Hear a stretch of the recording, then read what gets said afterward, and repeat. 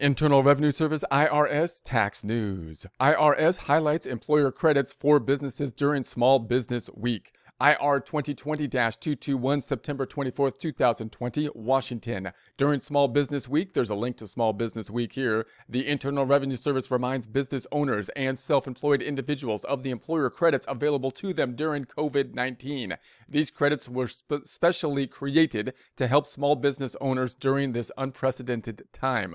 During Small Business Week, the IRS wants to ensure all eligible people know about the relief these credits provide. Employee Retention Credit. The Employee Retention Credit is designed to encourage businesses to keep employees on their payroll. The refundable tax credit is 50% of up to $10,000 in wages paid by an eligible employer whose business has been financially impacted by COVID-19. The credit is available to all employers regardless of size, including tax-exempt organizations. These are only two exceptions: state and local governments and their instrumentalities, and small businesses who take small business loans. So we have the Employee Retention Credit. So if you have employees and you haven't looked into the Employee Retention Credit, make sure to take a look at it. Then we have the Qualifying Employers Must File. Then we have the qualifying employers must fall into one of two categories. 1. The employer's business is fully or partially suspended by government order due to COVID-19 during the calendar year. Or 2. The employer's gross receipts are below 50% of the comparable quarter in 2019. Once the employer's gross receipts go above 80% of the comparable quarter in 2019, they no longer qualify after the end of that quarter. Employers will calculate these measures each calendar quarter. Paid sick leave credit and family leave credit. The paid sick leave credit is designed to allow businesses to get a credit for an employee who is unable to work, including telework, because of the coronavirus quarantine, self-quarantine, or has coronavirus symptoms and is seeking medical diagnosis.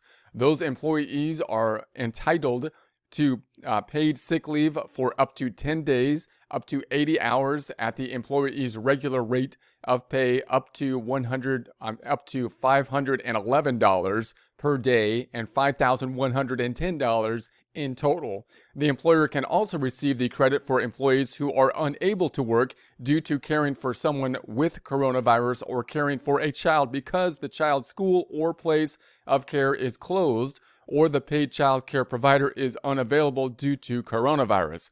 Those employees are entitled to paid sick leave for up to 2 weeks, up to 80 hours, at 2/3 the employee's regular rate of pay, or up to $200 per day and $2,000 in total. Employers are also entitled to paid family and medical leave equal to 2/3 of the employee's regular pay, up to $200 per day and $10,000 in total.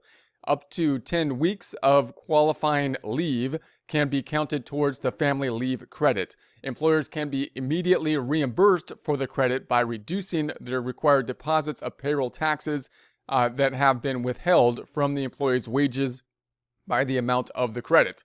So the credit would typically be something that you would file on the quarterly forms, the 941s, but you can get the money sooner, which was kind of the point, by basically taking some of the money that you would have been withholding and paying part of this, which would be the Social Security, Medicare, and the federal income tax withheld from the employees that you typically would be paying to the government.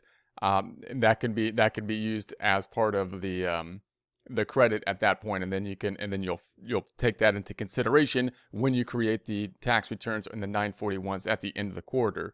Eligible employers are entitled to immediately receive a credit in full amount of the required sick leave and family leave, plus related health plan expenses and the employer's share of Medicare tax on the leave, for the period of April 1st, 2020 through December 31st, 2020. The refundable credit is applied against certain employment taxes on wages paid to all employees. How will employers receive the credit?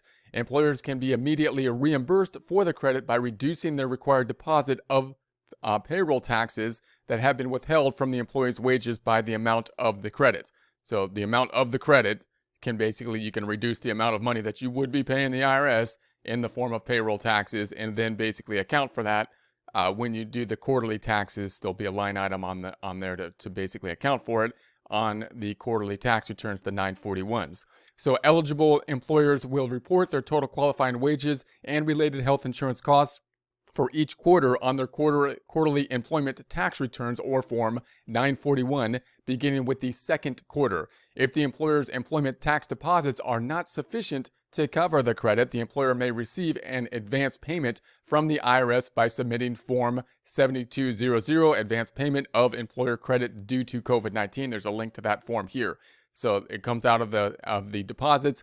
Now, if the deposits weren't big enough in order to cover the amount of the credit, then you can get the credit sooner than filing the tax return by filing this form, Form 7200. Eligible employers can also request the advance of employee retention credit by submitting Form 7200.